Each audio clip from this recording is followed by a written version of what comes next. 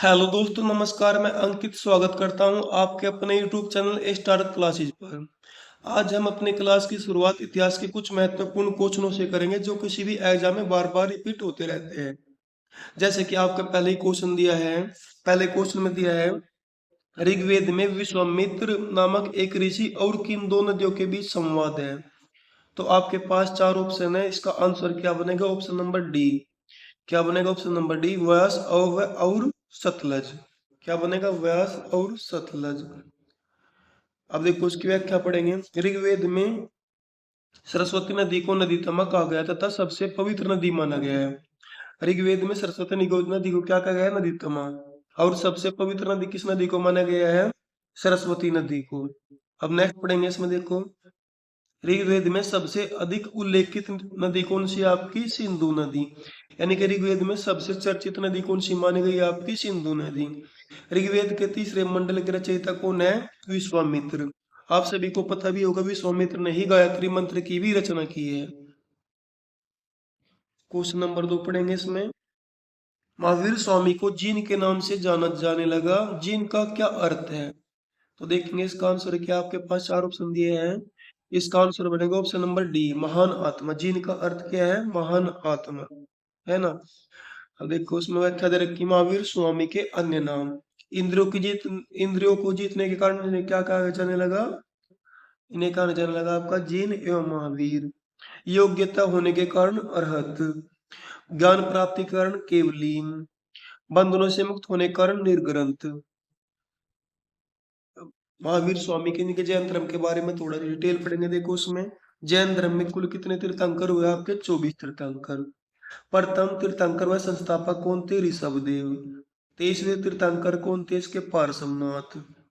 24वें तीर्थंकर व वास्तविक संस्थापक कौन थे इनके? महावीर स्वामी। बचपन का नाम क्या था महावीर स्वामी के? वृद्धमान। जन्म इनका हुआ था 540 ईसा पूर्व, कुंडग्राम वैशाली में। कब हुआ था? 540। ये पर 539 नहीं है, क्या 540 में हुआ था इनका जन्म। 540 ईसा पूर्व में कुंडग्राम वैशाली में। कुल क्या था इनका? ज्ञातर्क। माता का नाम क्या था? त्रिशला। और पिता का नाम क्या था? सिद्धार्थ। पत्नी का नाम क्या था? यशोदा। और पुत्री का नाम क्या था? प्रियदर्शना। ग्रह त्याग क्या क्या था? 30 वर्ष की आयु में। मृत्यु कब हो गई थी इनकी? 468 ईसा पूर्व में पावपुरी में। अब ज्ञान प्राप्ति 42 वर्ष की आयु में। महावीर स्वामी के उपदेश किस भाषा में? ये देखो महावीर स्वामी के जो उपदेश, वो महावीर स्वामी ने अपने सभी के सभी उपदेश किस भाषा में देते हैं? प्राकृत अर्धमागधी भाषा, है ना। किस भाषा में देते हैं? प्राकृत भाषा में। जैन धर्म के तीर्थंकर कौन कौन से है? सम्यक दर्शन, सम्यक ज्ञान, सम्यक चरित्र। कौन कौन से है? सम्यक दर्शन, सम्यक ज्ञान और सम्यक चरित्र।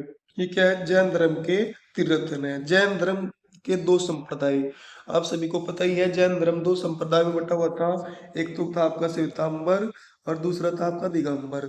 श्वेतांबर के संस्थापक कौन थे? स्थूलभद्र। और दिगंबर के संस्थापक कौन थे? आपके भद्रबाहु, है ना। अब देखेंगे इसमें नेक्स्ट दिया है आपका महावीर स्वामी द्वारा दिए गए सिद्धांतों की कुल संख्या कितनी थी? आपकी 14 है। जैन धर्म के महत्वपूर्ण ग्रंथ कल्पसूत्र का रचनाकार कौन है? आपके भद्रबाहु। देखो जैन धर्म का महत्वपूर्ण ग्रंथ कौन सा है? कल्पसूत्र। और इसके रचनाकार कौन है? भद्रबाहु। ये मोस्ट इंपोर्टेंट क्वेश्चन है आपका। ये मोस्ट इंपोर्टेंट क्वेश्चन आपका कि पूछे क्वेश्चन करेगा आपसे कि कल्पसूत्र के रचनाकार कौन है। तो कल्पसूत्र के रचनाकार कौन है आपके? कल्पसूत्र के रचनाकार है आपके कौन? भद्रबाहु।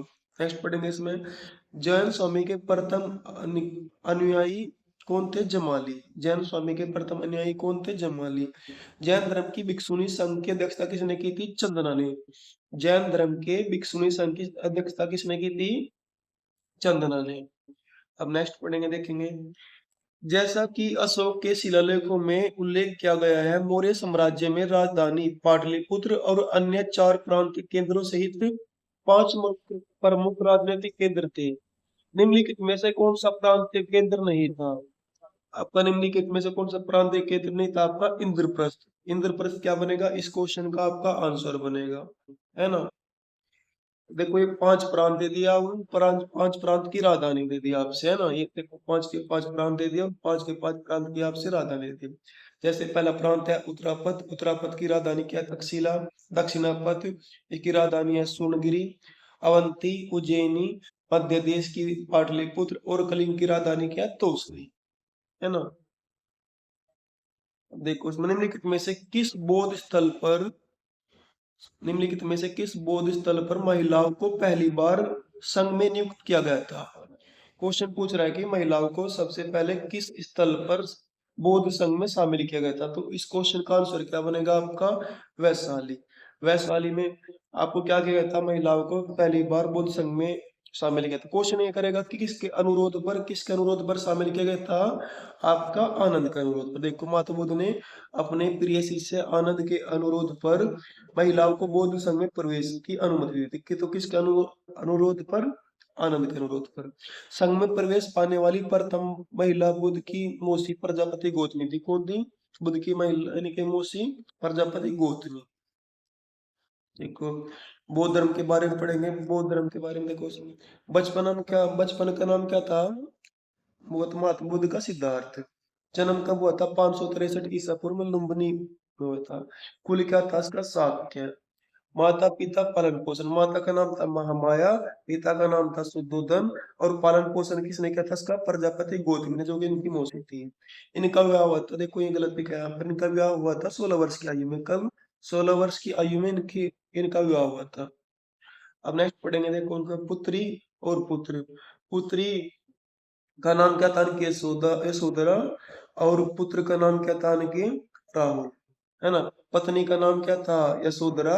और पुत्र का नाम क्या था? राहुल। ग्रह त्याग क्या कहलाएगा इनका? महाभिनिष्क्रमण। और ग्रह त्याग कब किया था ना? 29 वर्ष की आयु में। कब? 29 वर्ष की आयु में ने ग्रह त्याग किया था। और ग्रह त्याग क्या कहलाया इनका? महाभिनिष्क्रमण।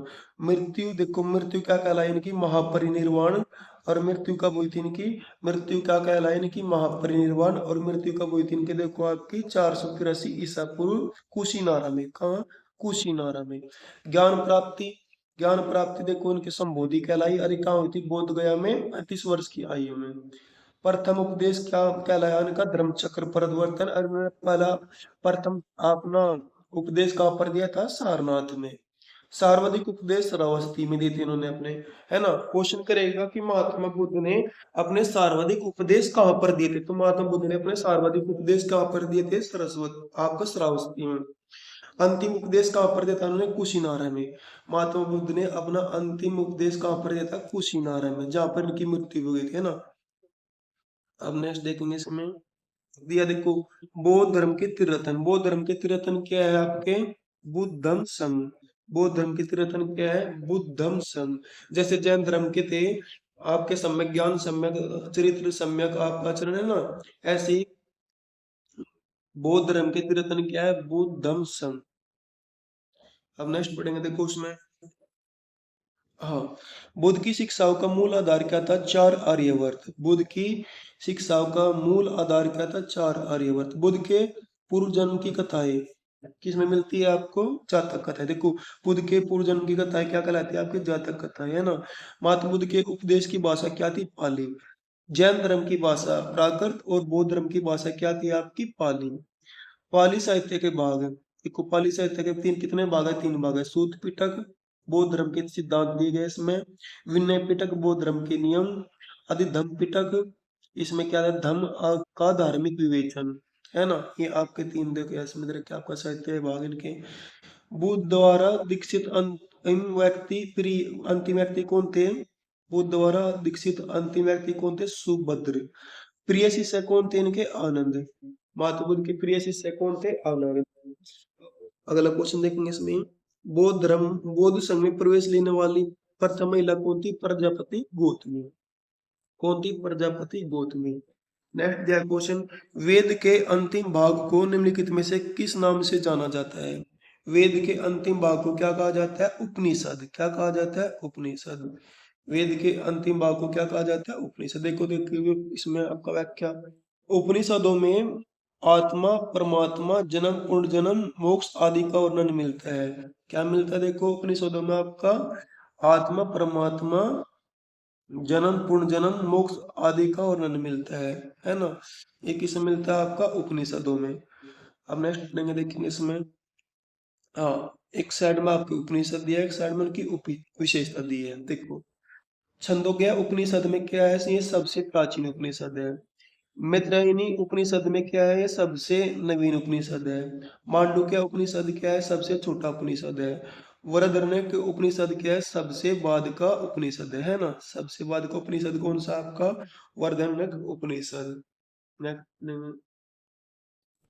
निम्नलिखित में से कौन वह व्यक्ति है जिनका नाम देवना प्रियदर्शी भी था।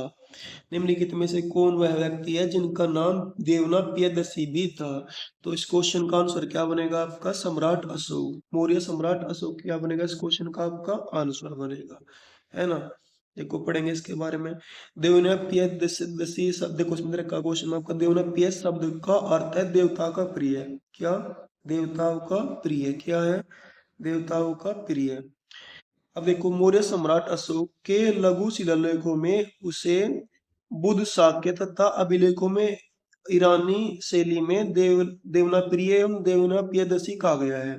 तो देखो इसकी व्याख्या दी है आपके क्वेश्चन की, है ना। नेक्स्ट पढ़ेंगे इसमें। निम्नलिखित में से किस युग में तांबे का पहली बार प्रयोग उपयोग किया गया था। तो तांबे का सबसे पहली बार उपयोग कब किया, ताम्रपाषाण युग में, है ना। ताम्रपाषाण युग में क्या गया था, सबसे पहले तांबे का आपका प्रयोग किया गया था। देखो इसमें क्वेश्चन में व्याख्या दी है इसकी। हाँ, ताम्र पाषाण काल, जिसे ताम्र युग के नाम से भी जाना जाता है, पाषाण युग और कांस्य युग के बीच संक्रमण का प्रतीक है।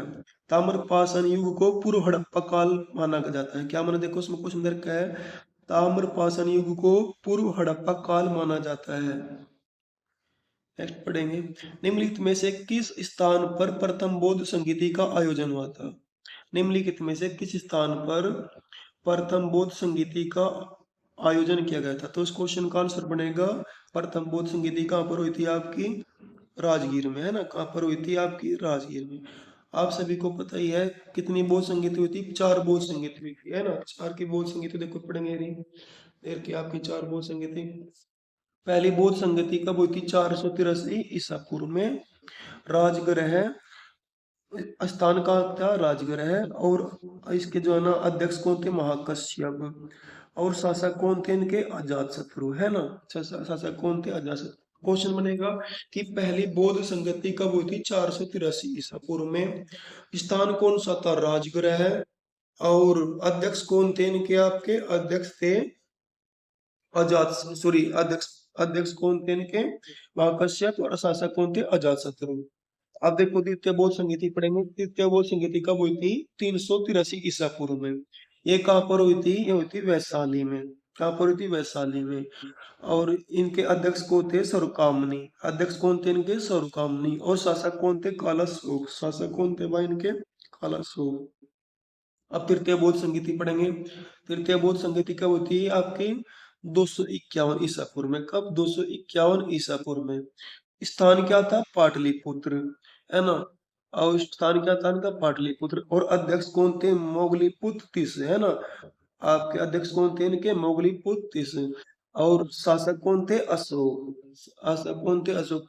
क्वेश्चन बनेगा, तृतीय बौद्ध संगीति किसके शासन काल में हुई थी। तो इसका आंसर बनेगा आपका, अशोक के शासन काल में तृतीय बौद्ध संगीति हुई थी, है ना। अब नेक्स्ट पढ़ेंगे, देखो उसमें नेक्स्ट दिया आपका, हाँ, पर देखो उसमें चौथी शताब्दी उस के चौथी आपकी बौद्ध संगीति कब हुई थी, प्रथम शताब्दी में। कब, प्रथम शताब्दी में। और इसका स्थान क्या था, आपका कश्मीर कुंडल वन, है ना। क्या था, कश्मीर कुंडल वन। और अध्यक्ष कौन थे, वसुमित्र। अध्यक्ष कौन थे भाई इसके, वसुमित्र, है ना। और शासक कौन थे, कनिष्क। शासक कौन थे, कनिष्क। तो चतुर्थ बौद्ध संगीति किसके शासन काल में हुई थी, कनिष्क के शासन काल में। नेक्स्ट पढ़ेंगे। नेक्स्ट दिया है क्वेश्चन में, जैन धर्म का सबसे महत्वपूर्ण मौलिक सिद्धांत है। जैन धर्म का सबसे महत्वपूर्ण मौलिक सिद्धांत क्या है भाई, आपका अहिंसा। क्या है, अहिंसा। जैन धर्म का सबसे महत्वपूर्ण मौलिक सिद्धांत क्या है, अहिंसा। देखो पढ़ेंगे इसके बारे में। जैन धर्म के 5 सिद्धांत है, इनके 5 महावर्त है। देखो 5 महावर्त कौन कौन से हैं जैन धर्म के। पहला है सत्य, यानी कि आपका झूठ न बोलना। पहला क्या सत्य, झूठ न बोलना। दूसरा क्या है आपका अहिंसा। अहिंसा में देखो, दूसरा क्या है आपका अहिंसा, जीव को चोट न पहुंचाना। तीसरा क्या है आपका अपरिग्रह। अपरिग्रह का मतलब क्या आपका आपका संपत्ति का संचय न करना, यानी कि संपत्ति इकट्ठा ना करना। चौथा क्या है आपका अस्ते। अस्ते चौथे में अस्ते में क्या दे रखा है इसने, चोरी न करना। पांचवा क्या है आपका ब्रह्मचर्य। पांचवा क्या है आपका ब्रह्मचर्य। ये आपके क्या है, पांच महावर्त है, पांच सिद्धांत है ना। देखो उसमें दिया है नीचे क्वेश्चन में, और इसमें दिया है आपका, देखो पांच, इन पांच सिद्धांतों में सत्य, अहिंसा, अपरिग्रह, अस्तेय का प्रतिपन्न, 23वें तीर्थंकर पार्श्वनाथ द्वारा, वह अंतिम सिद्धांत ब्रह्मचर्य का सिद्धांत प्रतिपादन 24वें तीर्थंकर महावीर स्वामी द्वारा किया गया है। एग्जाम में क्वेश्चन बनेगा कि पहले पांच महावर्तों का प्रतिपादन किसने किया है, तो आपका जैन धर्म के 23वें तीर्थंकर पार्श्वनाथ ने, और अंतिम आपका पांचवें महावर्त का किसने किया है, महावीर स्वामी ने, जो कि जैन धर्म के 24वें तीर्थंकर थे। अब नेक्स्ट पढ़ेंगे, देखो क्वेश्चन में। नेक्स्ट क्वेश्चन दिया आपका, तेलंगाना राज्य के पालमपेट गांव में स्थित रामापा मंदिर, कौन सा, रामापा मंदिर, जिसे वर्ष 2021 में यूनेस्को विश्व धरोहर स्थल घोषित किया गया था, उसका निर्माण निम्नलिखित में से किस राजवंश के शासनकाल के दौरान होता है, किस राजवंश के शासनकाल के दौरान होता है। तो इस क्वेश्चन का आंसर क्या बनेगा, काकतीय, आपका काकतीय राजवंश के दौरान। किसके, काकतीय राजवंश के दौरान। अब देखो आप सभी को अधिकतर को याद होगा कि तेलंगाना राज्य का जो है ना गठन कब हुआ था, 2 जून 2014 में हुआ था, है ना। तेलंगाना राज्य का गठन कब हुआ था, 2 जून 2014 में। अब देखो उसकी व्याख्या पढ़ेंगे। व्याख्या में दिया है, इस मंदिर का निर्माण 13वीं शताब्दी में काकतीय राजा गणपति देव के सेनापति राचिरला, सेनापति रुद्रया ने करवाया था। मंदिर का पिरामिडनुमा विमान इस मंदिर की प्रमुख विशेषता है। क्या है, और इस मंदिर की प्रमुख विशेषता है। तो ये आपके 10 क्वेश्चन थे जो हमें पढ़े। आपके 10 के 10 क्वेश्चन अच्छे से याद कर लें, मोस्ट इंपोर्टेंट क्वेश्चन आपके।